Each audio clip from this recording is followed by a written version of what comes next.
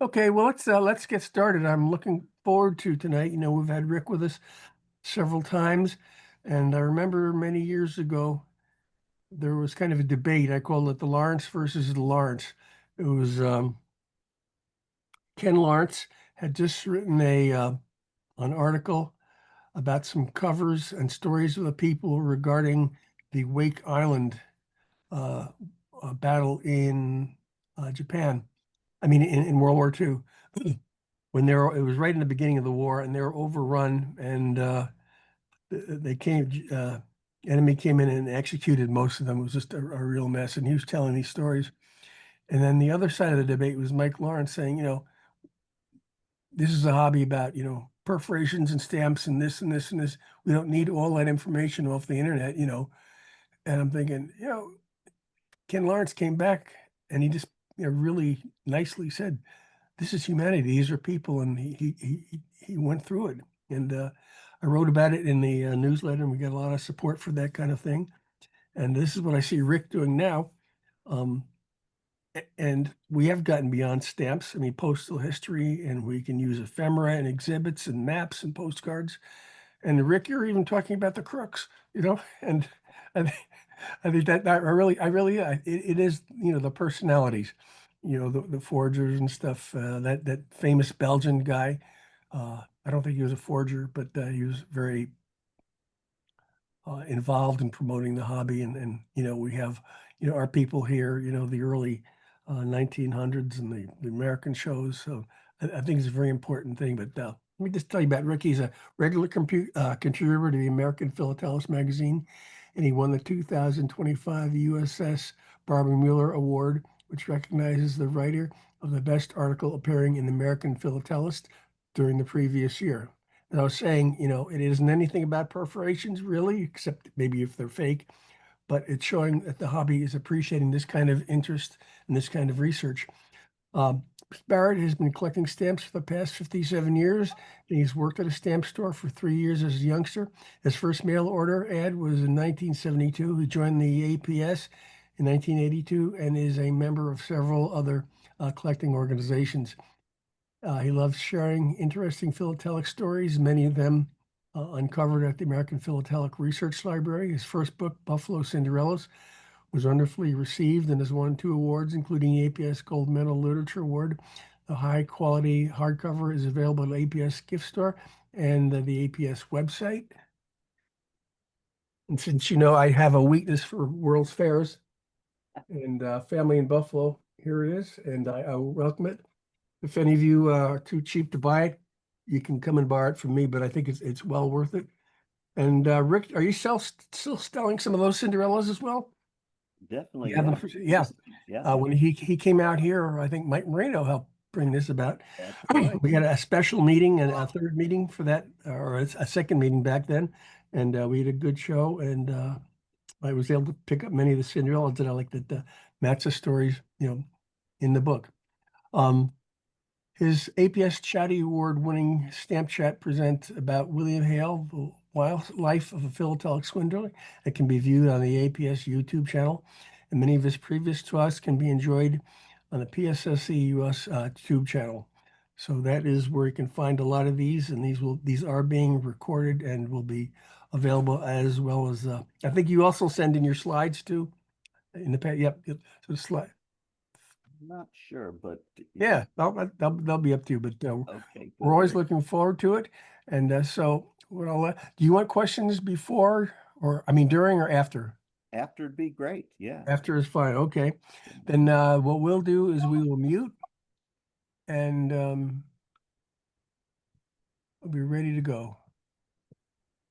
And Rick, you can start to share your screen. Okay, great. Let's get to sharing right here.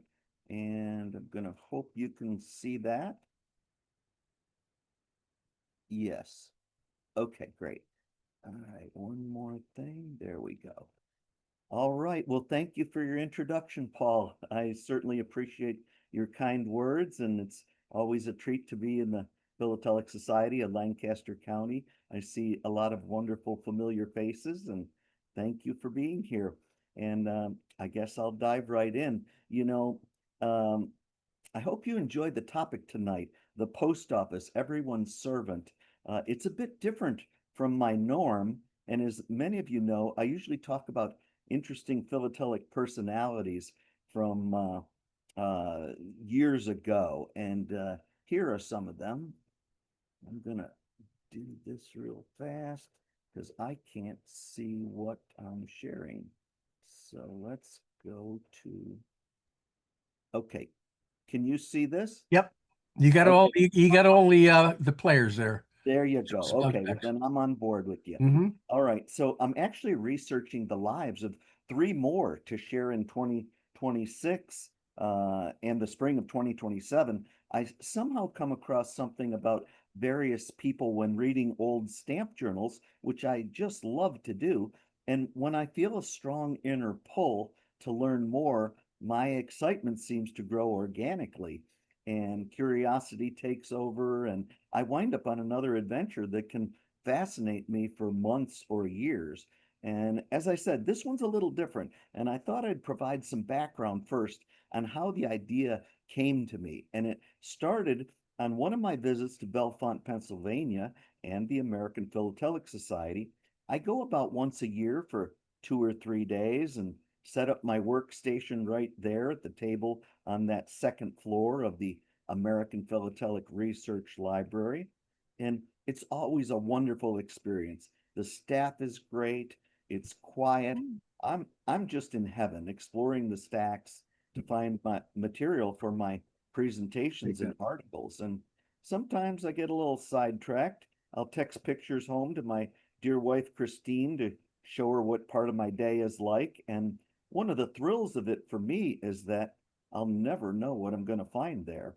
And one day, while I was downstairs searching the shelves, I happened to be in the area where there's a ton of information about the post office and the old post office department and the current United States Postal Service.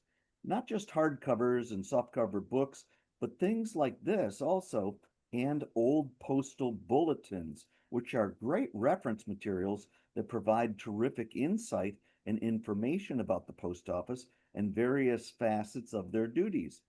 This release is about Arthur E. Summerfield, who was the Postmaster General in the 1950s, appointed by President Eisenhower. He proudly proclaimed that, quote, no company on earth can match the extent of the post office's far flung operations or approach the number of transactions it conducts with the public. And he was right. In 1954, the Post Office Department processed a record at the time 54 billion items, more than the rest of the world combined.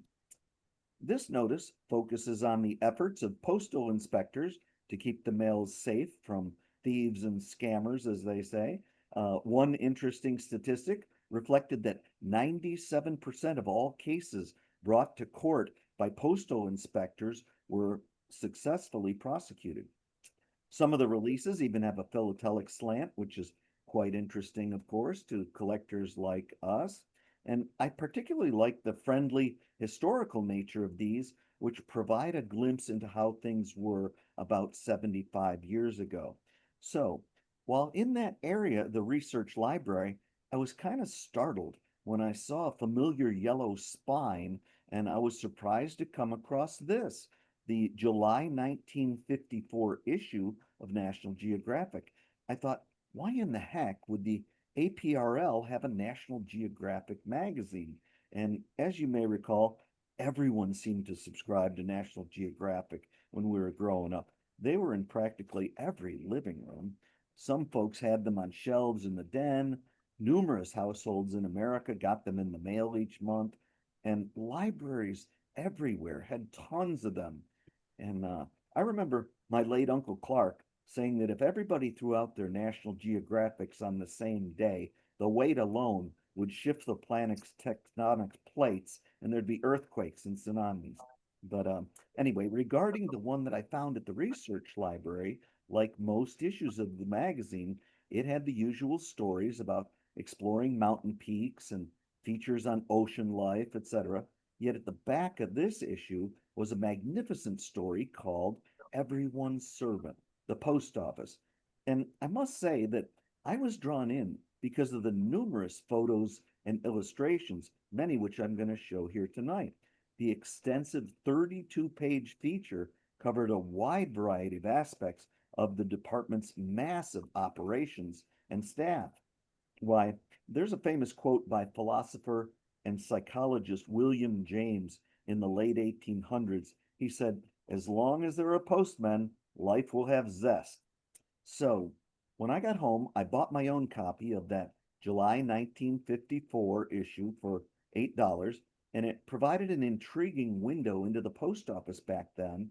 And when I paged through it, I thought how different things were years ago, sometimes in a really charming way. And I simply wanted to learn more about how things were, how they were run during that era.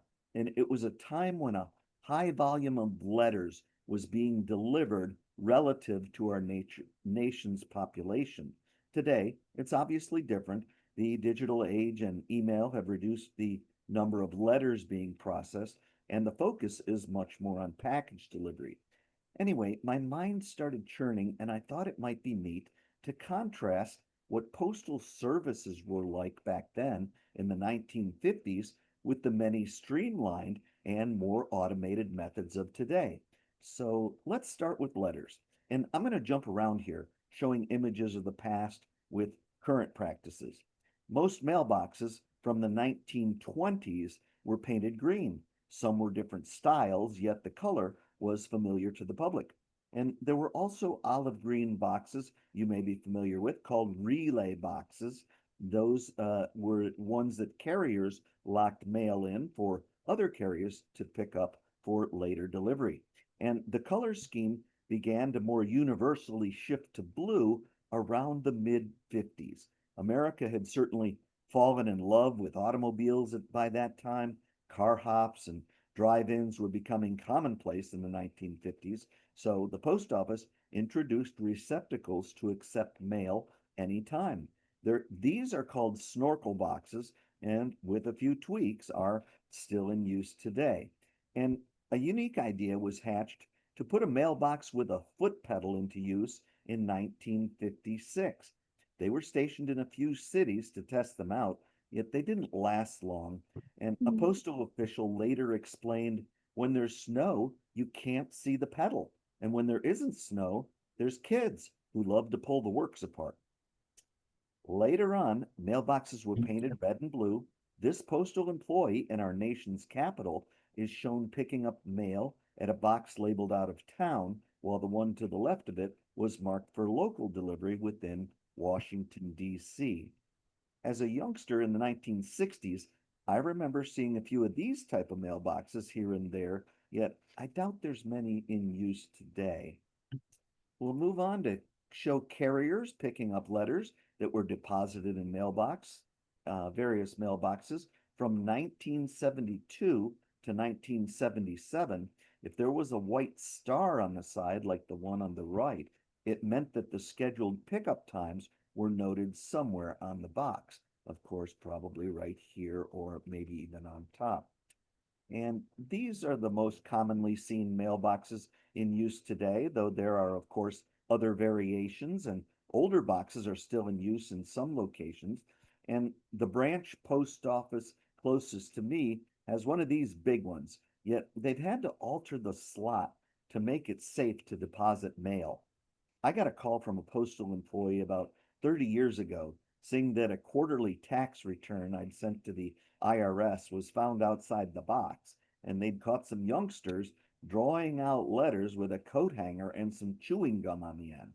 Now I go inside the lobby and I deposit all my mail inside the post office lobby box there. Okay, so that's how letters have generally gotten sent and gone from our hands to the possession of the post office. Yet, if services were needed years ago, one could go inside and use the mail-o-mat. This is a very commonly seen postcard promoting it and commemorating it. These postcards are really easy to find, used or unused. And the mail-o-mat was a Pitney Bowes machine that debuted in Toronto, Canada in 1938. The first day of use in the U.S. took place in New York City on May 17, 1939. They were helpful in many high-traffic post offices around the country and remained in use until being phased out in the early 1970s. The last one in use was at the Pitney Bowes headquarters in Stamford, Connecticut until around 1983. One thing I like about the National Geographic article was that it showed a mail-o-mat in color. And to send a letter, you dialed in the amount of postage that you wanted to affix to the letter, put in your coins, and insert the envelope. And the machine would print red meter-style postage on it, and then would keep the letter until a clerk emptied the mail from the machine. And those black and white postcards are really easy to find, and it was fun to find this cover with an official commemorative cachet on the side. It honored the 100th anniversary of the first postage stamp being issued. Now, I'm not sure why there are only 2 cents postage on this when the cost to mail a letter in 1940 was 3 cents. So maybe someone can bring that up at the end of the talk. Okay, back to postal services. Most of us have likely seen one of these APC machines called an automated postal center. The website postalreporter.com said that the U.S. Postal Service has installed at least 2,500 of these across the country. You can buy postage, you can weigh and mail packages, and check in past packages that need tracking initiated before dropping things off or giving them to a clerk. Now, let's shift to what happens after our letters have been deposited somewhere within the postal system. Here, a letter carrier is picking up mail deposited in neighborhood mailboxes. Once he made it back from his route, letters in the mid 1950s ended up in a place like this. There's 17 people working those sorting tables there, and a couple other sets of hands are on the left side. Wow. Back then, everything was still sorted manually, and the labor force necessary to handle the massive amount of mail was enormous. Clerks here are shown separating out airmail letters, envelopes with meter strips, separating envelopes by size, as they called them, the shorts and the longs, and they put all the remaining letters face up to send along to the next station to get canceled. It was essentially a paper blizzard. Also, bulky letters or envelopes with too many stamps for machine cancellation were separated out. And there were several stages of sorting like this, called casing. Casing is the process of physically sorting mail into specific mail case or one of those rectangular openings, so letters could then be directed to a specific delivery sequence to assist with delivery. Think about how time consuming the process was, and imagine doing that all day. And when the slots got full, workers had to take all the mail out of each of those rectangular slots and set it aside in an orderly fashion for their next stop along the delivery path. This diverted employees from their process for a bit before they could return to sorting. Well, a Chicago postal employee named John Sestak came up with an idea to sort items from a heightened spot in the workplace. Then the sorted letters would drop down to another level and flow onto conveyor belts to eventually wind up in separation bins. Now, his contraption was built with scrap metal, mostly from 1 gallon fruit cans from the postal cafeteria. Workers below could then move a larger amount of mail through the process faster. Check out all those sorting bins on the right-hand side. That meant that people sorting did not have to stop and clear out each of those rectangular slots. They could simply continue sorting more mail. And John Sestak built one of those machines for the Chicago Post Office and one for the Washington, D.C. Post Office. In 1957, this gigantic machine took things to another level, practically and figuratively. This is the Transforma semi-automatic letter sorter. It stood 13 feet high. This behemoth consisted of upper and lower sections separated by a platform that surrounded the entire machine. A conveyor belt transported mail from the lower level area that's not shown here to one of 5 operators sitting in front of sorting keyboards on the upper level. And check out all those chutes below. That's where the mail that they dealt with ended up. Up top, the operators read the envelope's destination and keyed in a sorting code. The letter was then automatically transferred to a letter tray there and deposited into one of 300 chutes that returned the mail neatly stacked to the lower level. At full operation, with 5 keyboard operators, the machine could sort 15,000 letters per hour, double the amount that the same number of clerks could do by hand. The Transforma expedited mail, processing letters at a reduced cost until future innovations improved things further. One drawback was that in addition to the size of the gigantic piece of equipment, the labor and maintenance cost limited the Transforma's distribution and implementation throughout the postal network in the United States. Eventually, other technology came into use, which would continue to improve efficiency. And by the way, the National Postal Museum in Washington frequently has an interest in preserving old technology.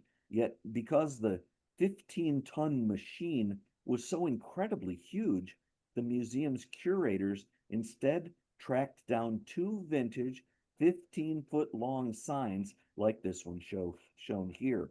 And they, along with photos, allow them to tell the story of early postal automation in a museum exhibit. 1959 saw the introduction of machines that could automatically face mail and apply postmarks. That means when letters from mailboxes are dumped into large bins, they're all facing every which way, upside down or front side down. And can you imagine spending your entire workday before this machine came out just sorting letters so they're all right side up, ready to cancel?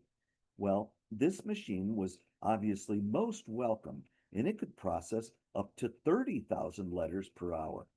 Optical sensing allowed the machine to locate the stamp on each envelope and then turn the covers all facing the same way.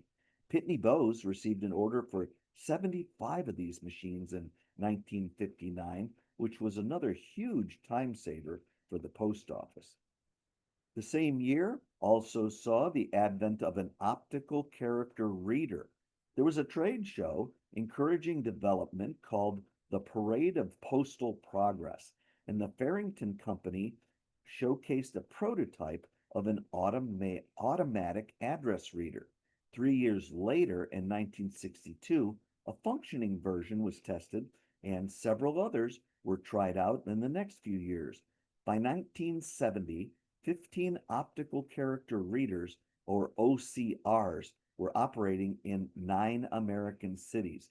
Now, the first generation machines could read the last line of typed addresses only. In the late 1990s, OCRs began deciphering handwritten addresses. So let's put this into perspective before we move on.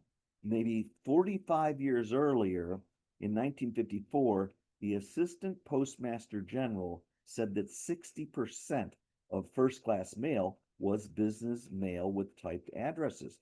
And he added in 1954, there is no way we can see to develop a machine that will read handwriting. You just can't eliminate the human element entirely. Well, today, optical character readers automatically sort the vast majority of the letters, typed, printed, or handwritten, in the United States mail stream without any human interaction. All of this innovation throughout the years was another step in the quest to further automate mail processing, boost efficiency, and delivery time, hopefully saving money at the same time. Now would be probably a great time to talk about zoning codes. During World War II, thousands of experienced postal employees left to serve our country. New workers obviously had to be brought in, and to make their transition easier while sorting over 30 billion pieces of mail each year, a zoning address system was implemented in 124 cities. delivery units or zones were identified by one or two numbers between a city and a state. For example, San Francisco 4 or Philadelphia 24 were specific delivery zones on a very long list that helped new employees be more efficient. And here's a picture of the acting Postmaster General of New York City encouraging the public in the fall of 1958 to use zoning numbers when sending out their Christmas mail. And it would soon lead to this. In the 20 years after 1943, mail volume more than doubled. By 1963, more than 80% of all mail in the United States was business mail. There'd been a growing mass of utility bills, bank deposits and receipts, advertising notices, magazines, credit card offers and statements, mortgage bills, payments of all kinds, Social Security checks, and more. And to cope with the increase in volume, the post office needed to sort and distribute mail more efficiently. Adding more employees was not really an option because besides increasing payroll, many large postal facilities were already cramped. So, a presidentially appointed advisory board of the post office department made several recommendations. One was the development of a nationwide address coding system. The idea of a zone improvement plan, or zip code, had been pondered for about a decade, so other than some initial logistical changes, the real need was to get businesses and the public to buy in and add zip codes to their addresses. Here we can see the cartoon character Mr. Zip was created and promoting him, and the new change began. Also shown is Postmaster General J. Edward Day with two letter carriers raising Mr. Zip's profile. Colorful stand-ups like this one appeared in post offices across the country. Not many of these have survived, and they are quite collectible today. Addresses across the country received a notice like this in their letterboxes, alerting them to the zip code for that delivery area. It mentioned that mail delivery would be improved when zip codes were used. Notices like this were on television, the sides of city buses, public bulletin boards, and other places where public service announcements appeared. Eventually, it became mandatory for commercial accounts who took advantage of second and third class mail discounts and bulk mail rates to use zip codes. And businesses and the public actually adapted well to the use of zip codes. The post office's director of customer relations is shown here in 1964 with Mr. Zip and a lady named Doe Stella from Tucson, Arizona. She, like others across the country, were crowned Miss Zip Code as part of the Zip Code promotional campaign. What an honor that was.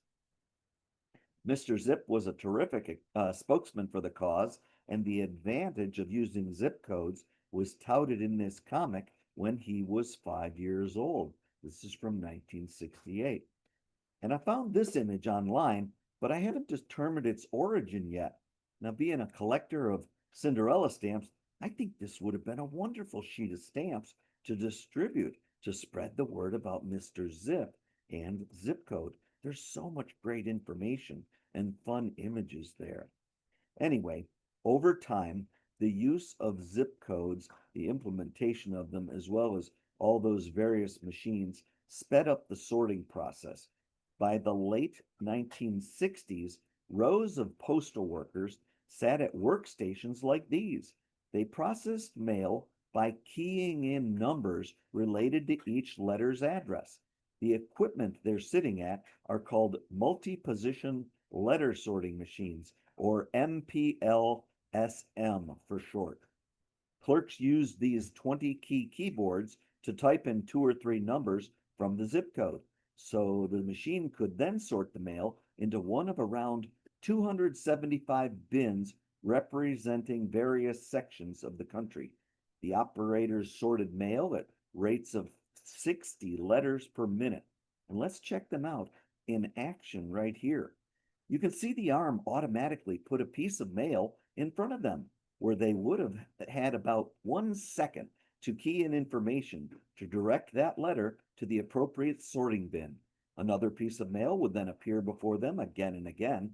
I had a buddy who did this in the 1990s, and he said it was a monotonous job, yet he had several breaks on his shift, and he got to listen to music on headphones all night. And thanks to him and other postal employees, our letters eventually got delivered.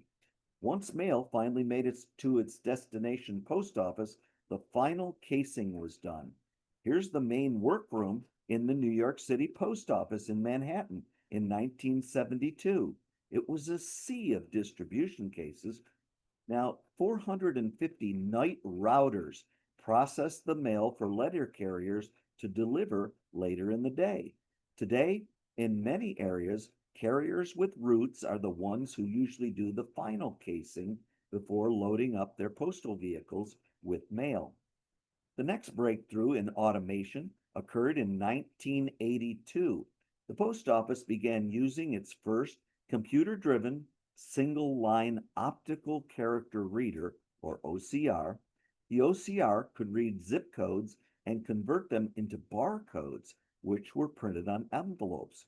That tool assisted with sorting at destination post offices by less expensive barcode sorters. This allowed the Postal Service to continue to improve efficiency. From 1988 to 2006, they were able to deliver 32% more mail with about 9% fewer employees. The first barcodes were called PostNet barcodes, and they improved over the years. Barcodes didn't just direct mail to a certain branch post office for delivery, but they eventually allowed items to be sorted to an exact specific address. Intelligent Mail Barcodes, or IMBs, rolled out in 2006. They allowed for even more advanced processing. This person is working at a carrier sequence barcode sorter. His efforts and that technology sure sped up the process for mail carriers who would then take their items to their final destination.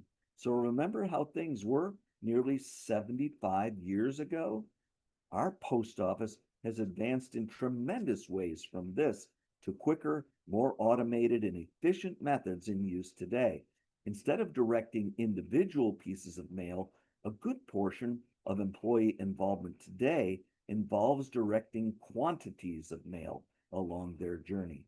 Here's a postal worker tagging trays of letters, which would eventually make it to a colleague here who sends those trays by conveyor belt to another person at another station, where they're guided to another area for additional processing. Items eventually wind up at a delivery barcode sorter where letters are placed in order by exact delivery address so that carriers can bring letters directly to you. We're so lucky that they work hard in all types of weather to deliver everything from important documents and packages to birthday cards and letters, even stamps and philatelic magazines that brighten our days. So let's quickly recap. Here's the story of a letter from the 1950s. And the letter says, "Hello, this is my story. I'm a first class letter. I'm put in a mailbox. I'm then collected and rushed to the post office.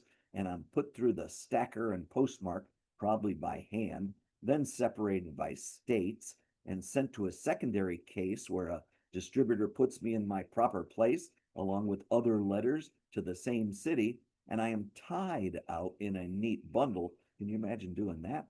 "Put in a pouch and dispatched to trains. I'm given a train ride where when I arrive at my destination, I'm rushed off to the post office, a primary and a secondary station, where I'm put into my proper station separation and sent to the next correct carrier route, then rushed to the post office station where I'm cased according to address and delivered by carrier to addressee, all for 3 cents. And if you spent 6 cents, you could have flown by airmail."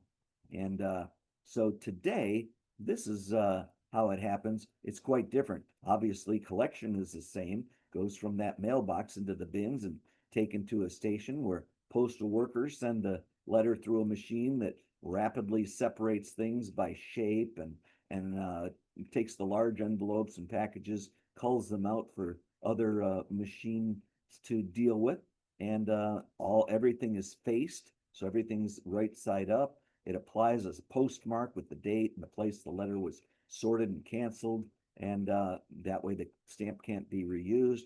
Scanning is done, and there's fluorescent barcodes imprinted on those, and letters are placed in trays and moved to the next place of automation, and barcodes are applied, and additional sorting takes place, and then it's transported to a processing plant with other mail for that zip code range. It's sorted into delivery order, and it's transported to the delivery post office or your local branch where your mail comes from, and then it's delivered to the addressee. So it's quite different and much more automated.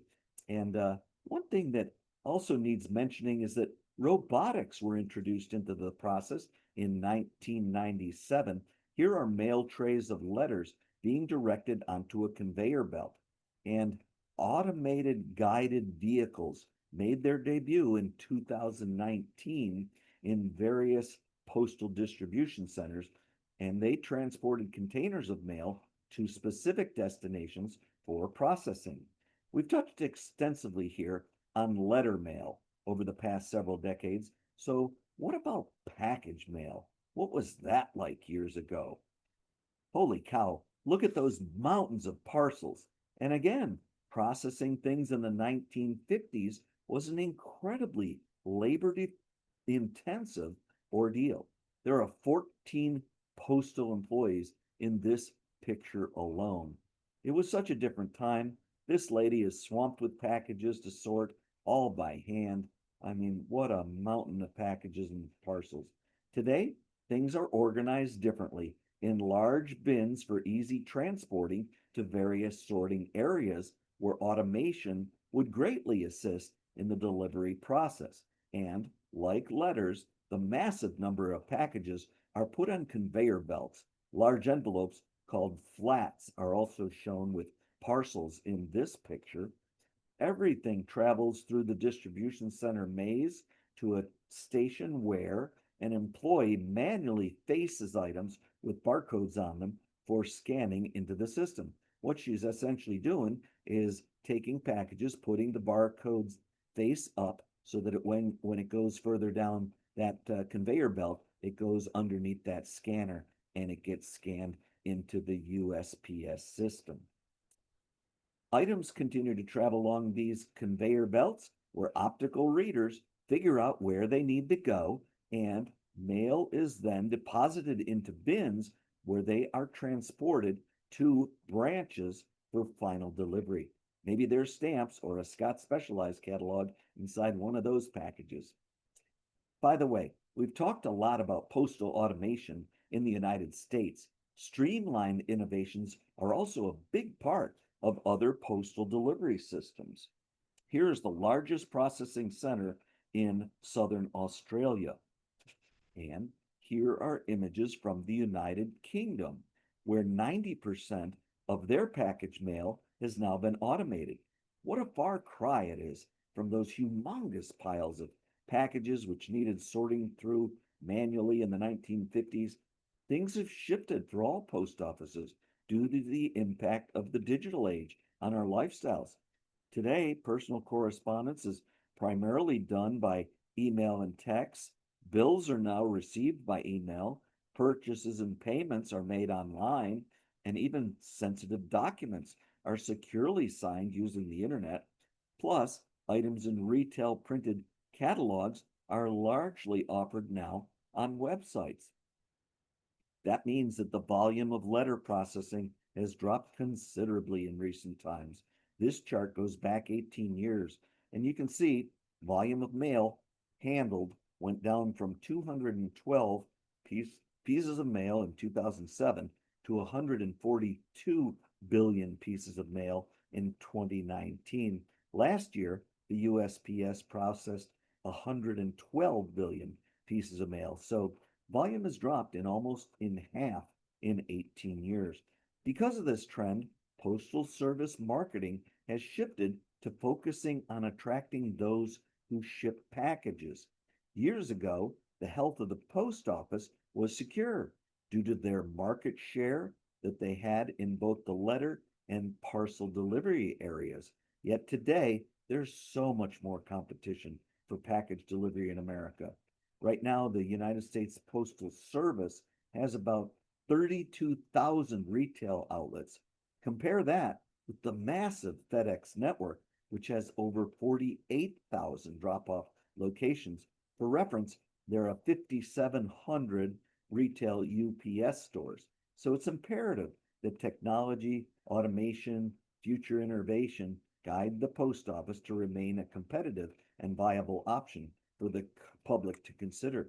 Back then, there was no FedEx, there was no DHL, certainly no Amazon or Walmart, even DoorDash today. They're not just doing food, they're doing package delivery in certain instances. Now let's close things out with some vintage images pertaining to stamps and philately.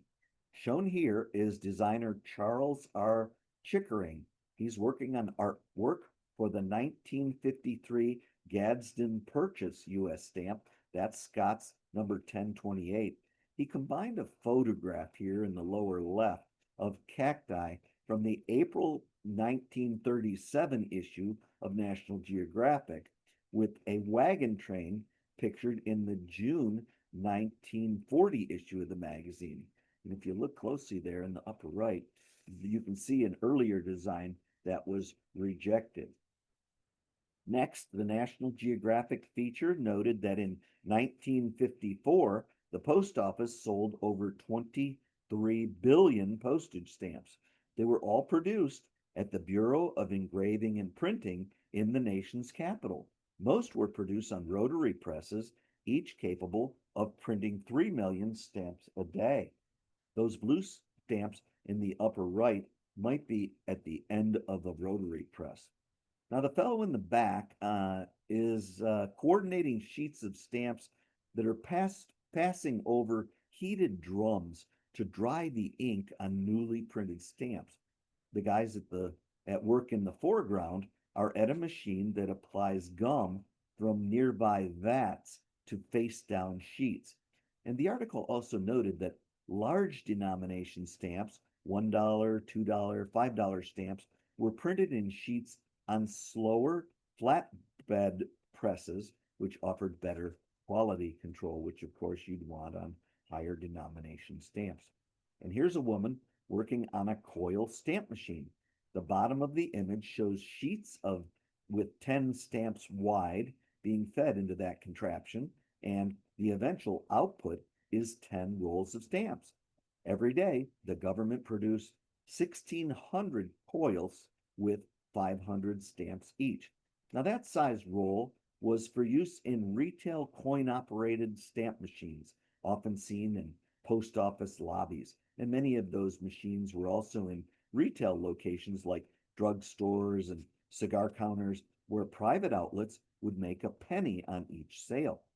In more recent times, rolls of coil stamps were produced or are produced in quantities up to 10,000 for use in retail machines.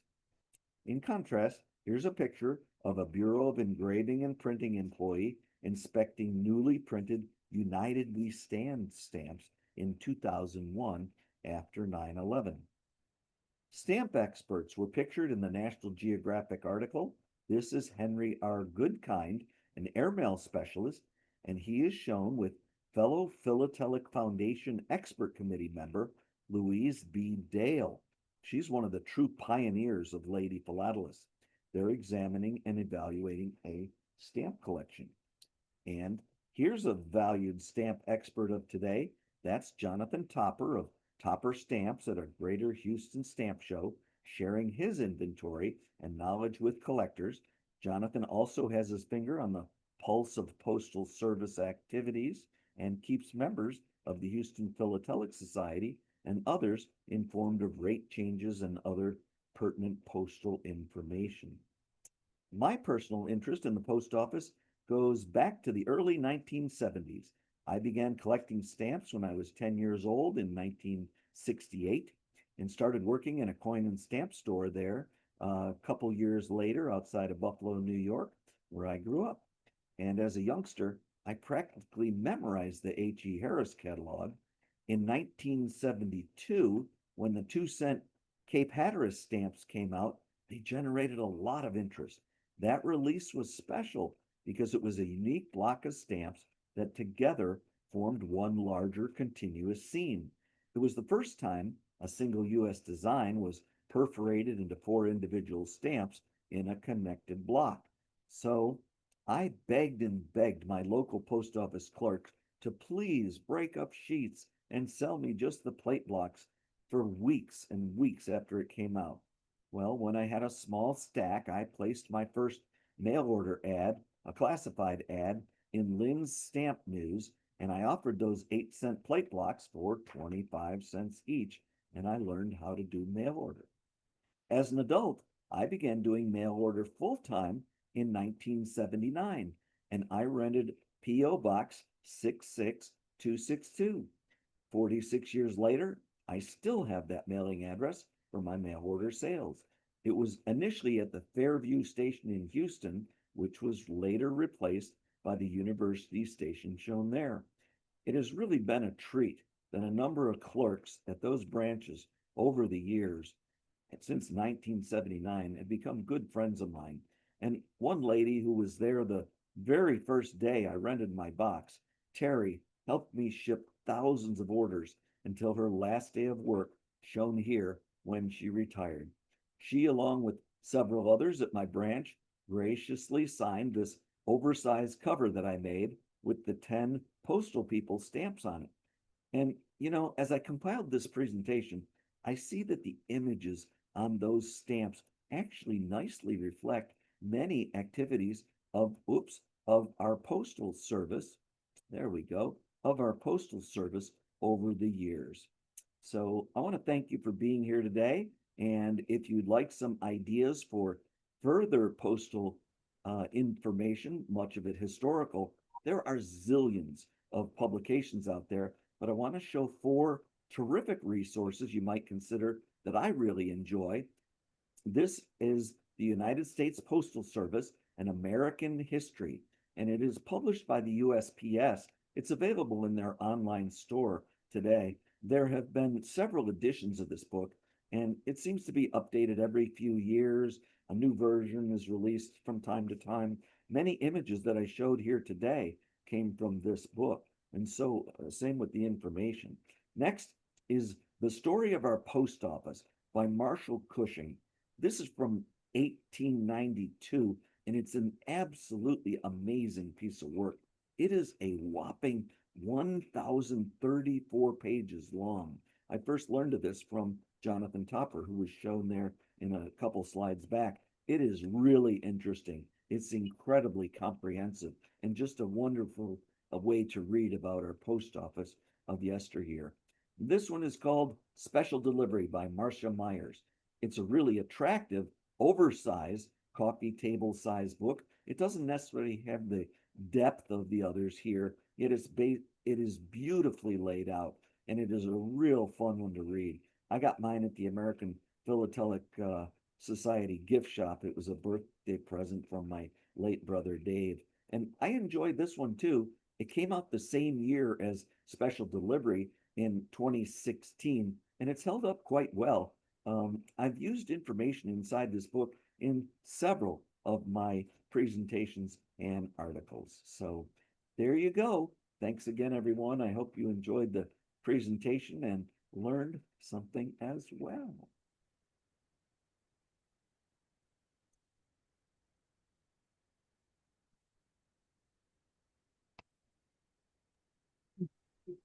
Rick, Thanks. Go ahead. This is Mike Bach. You were asking about the DC mailer mat cover. Yes. I got into that one because I collect penny black, and the US didn't issue a penny black, the 100-year anniversary. And the only thing that happened was they used the mailer mat in Washington, D.C. and had that special cancel. And the 2 cents is for delivery within D.C. Gotcha. That's, Mike, did it have to be non-sealed? Like almost like I a believe so. size? Yes, Okay. unsealed. unsealed. Gotcha. That's Yeah. fascinating. Thank you, Mike.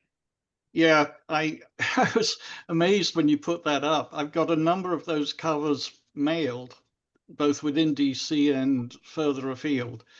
And that was the only place in the United States where you could get anything that related to.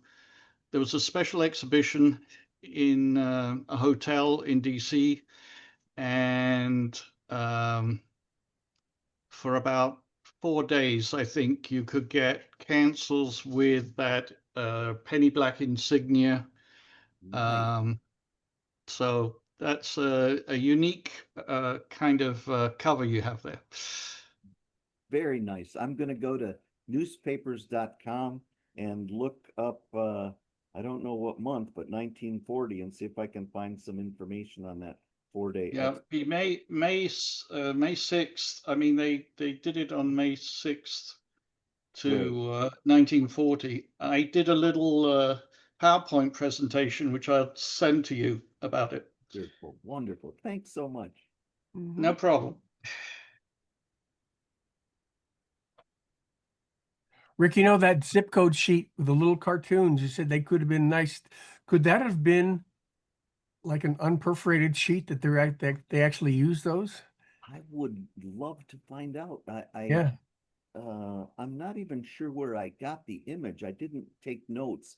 Hmm. Sometimes I'm in that library and I just snap away in pictures or take scans, and I'm pretty good about documenting where I got stuff.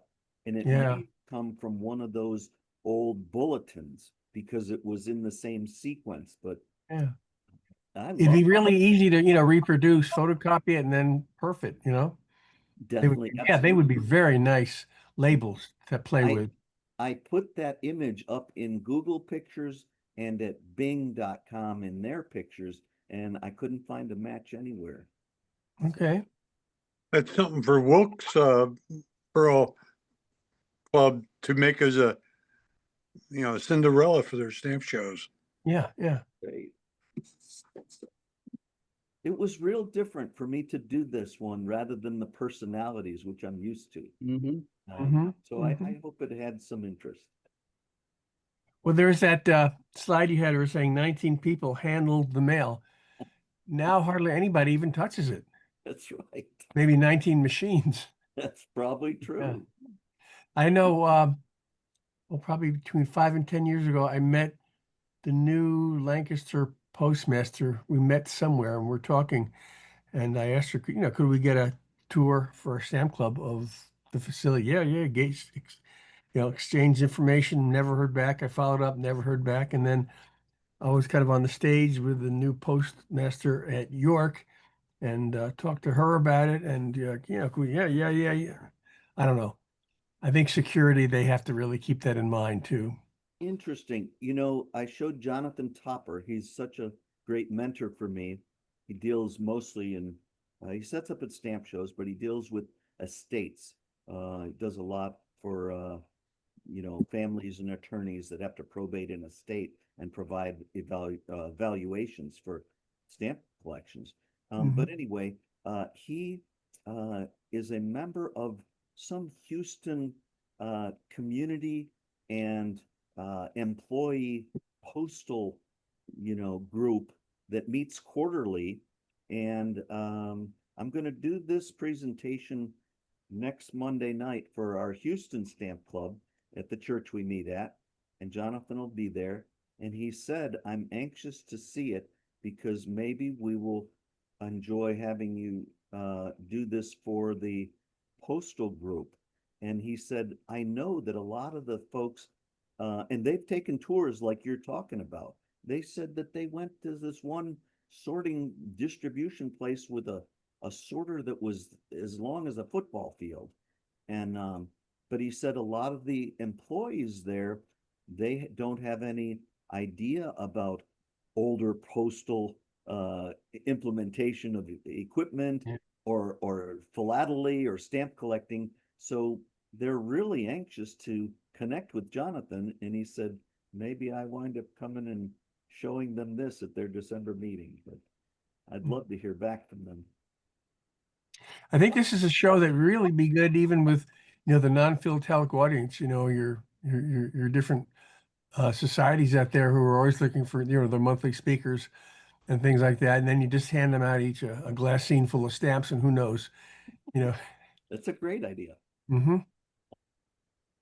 Questions, folks?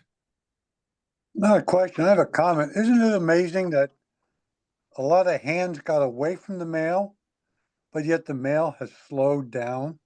Yeah, you're Mhm. right. You're right, Tom. How many covers do all of us maybe have that you look at and say, how the heck did it get, for an example, from Lancaster to Erie the next day? Yeah.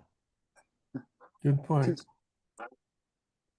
I think today, if I mail something to my neighbor next door, it goes to the distribution center and then maybe to the North Houston distribution center. It may then go to the South distribution center and then is delivered. And it usually takes 3 days.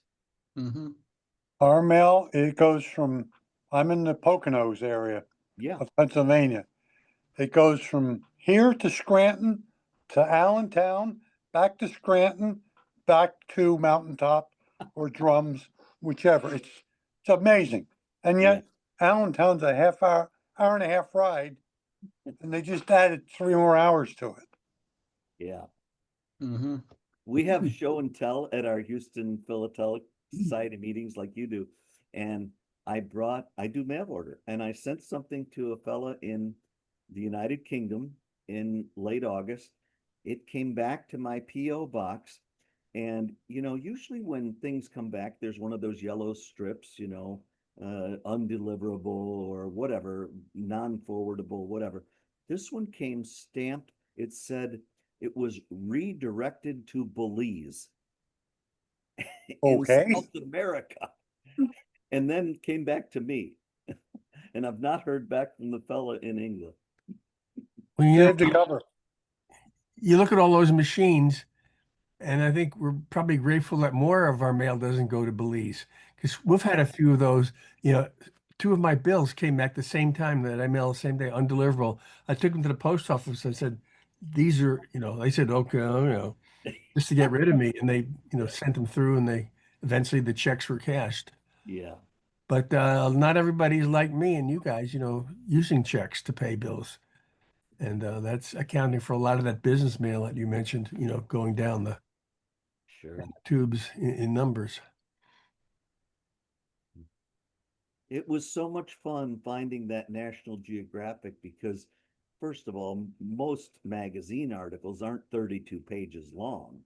And it was so comprehensive, the number of, different aspects. I didn't even talk about the different mail trucks and the uniforms and rural delivery. And I mean, I could have talked another 20 minutes on those things, and that was Mhm. touched on in the article.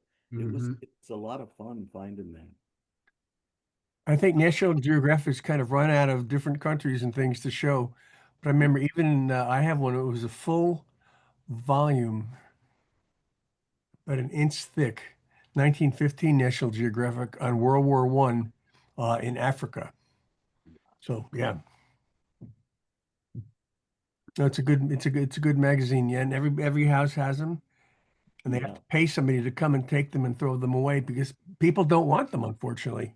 right. Mhm. Yeah. Wikipedia. Yeah, exactly.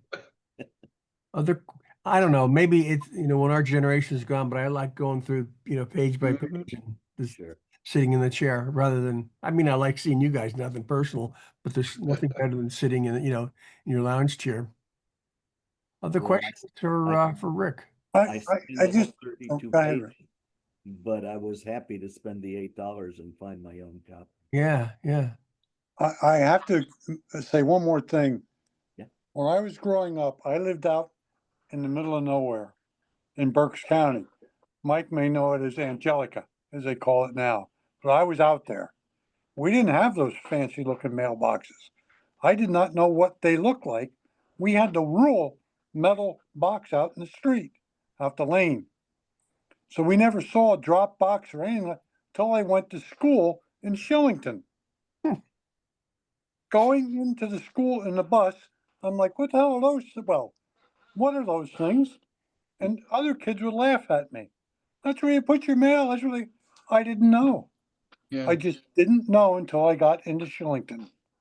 Yeah, I've got a story a little like that, Tom. I lived in Middletown, Ohio, for a while, and that's where I got married. And then the first week of marriage, I had all my letters, and I went down to. I was leaving the house, and my wife said, "Well, where are you going?" "I'm going down to the post office to mail my mail because I can't find a letterbox to put them in." And she said, "Well, you just put the red thing up on your mailbox and they pick up your mail." I didn't know.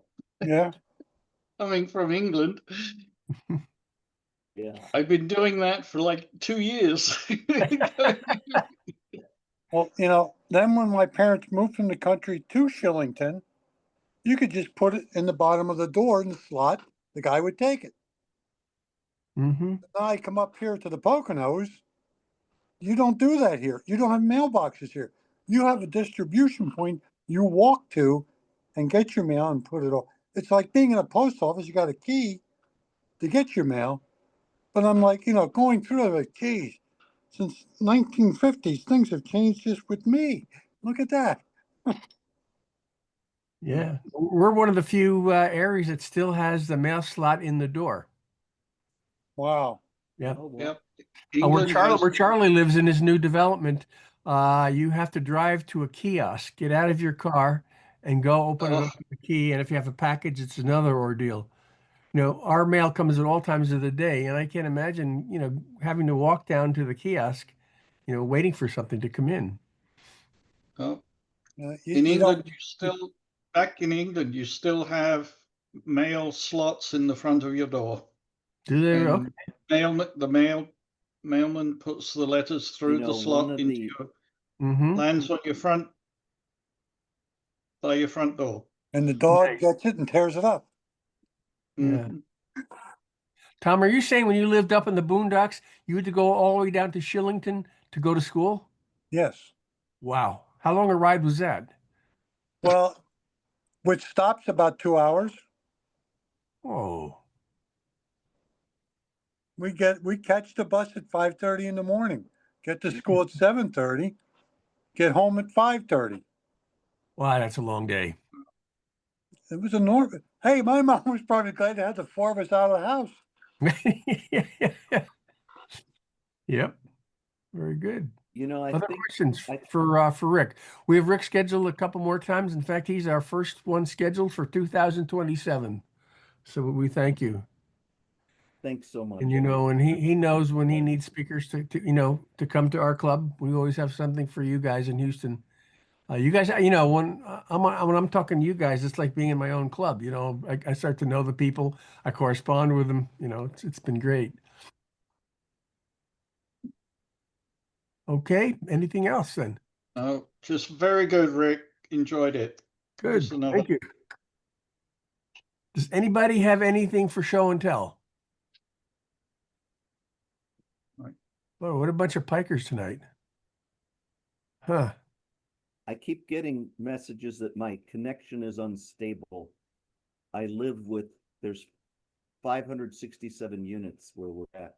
So everybody's just got home from work and logging on. So That's, Yep. yeah. We're Yeah. starting to see it. I got a trees, that's question. why. But I Question wanted from to Tom. say- No, not Go ahead. not for Rick, but for everybody. I found in our I got a letter I bought it from eBay from Alan Tone. It was Peely, Pennsylvania. It's in Luzerne County. There is no town Peely in Pennsylvania. But like where I live, our postal address is Drums, Yeah. Pennsylvania. There is no Drums in Pennsylvania. It's just a postal location, which is what Peely is. It's part of the Wilkes-Barre mail thing. It's down in Warrior Run. And USS Grant gave Dr. Peely the post office and then named it after him. But how many other post offices are there in PA that don't exist, that aren't towns, that exist that aren't towns? I'm going to start digging into that one. Yeah, that's a good one. I can tell you in Connecticut, my son lives north of New Haven. And that's kind of branched out over the years. And his address is Hamden, but he lives in the Whitneyville section. And there's a certain zip, the zip +4. So I use the Hamden zip code and the Whitneyville zip +4. And I always address the mail as Whitneyville, Connecticut. And he gets it as long as I have that zip +4 on there. Nothing has ever come back. But there again, is that Hampton? Oh yeah, Hampton is a Connecticut town. Never mind. Hamden, yeah, Hamden, yeah. That's Connecticut. But it sounds like a similar situation because there Yeah. is no Whitneyville. I'm sure if you looked on old maps, you might find a peeler, somewhere, an intersection with a post office. No, Peely, yeah, there is a post office named Peely Yeah. in Warrior Run. Okay. Warrior Run now gets pushed over to Wilkes-Barre. But it was only in existence from like 1848 to 73. So if you lived in Warrior Run, you knew the name of the post office. What you got to do is find somebody who lives in that area, see what their zip +4 is, put that name on with a zip +4 and see if they get it. It is. It's 1-870-720-2048. Yeah. Yeah. But put Peely on and see what happens. It'll never get there. No, by zip code it may, but Yeah, well, yeah, that's Yeah. the thing. Very good. Anything else before we go then? Right. Well, I want to thank everybody for coming and a special thanks for Rick. I think you're our star presenter with some really great material. We're always grateful for when you come, and I enjoy our conversations and our emails over the years. So we want to give you a good Yep. PSLC Thank cheer. you. Thank you. Thank you very much. I have a Thanks, good Rick. spot in my heart for your club. Yep. Our club. Yep. We'll certainly be in touch. I just found a Smokey the Bear really neat cancel on a Credo stamp. So Cool. I'll get that down to you. Thanks so much. Okay. Thank you, Good night, everybody. folks. Thanks for coming. It's always been good. Thank you.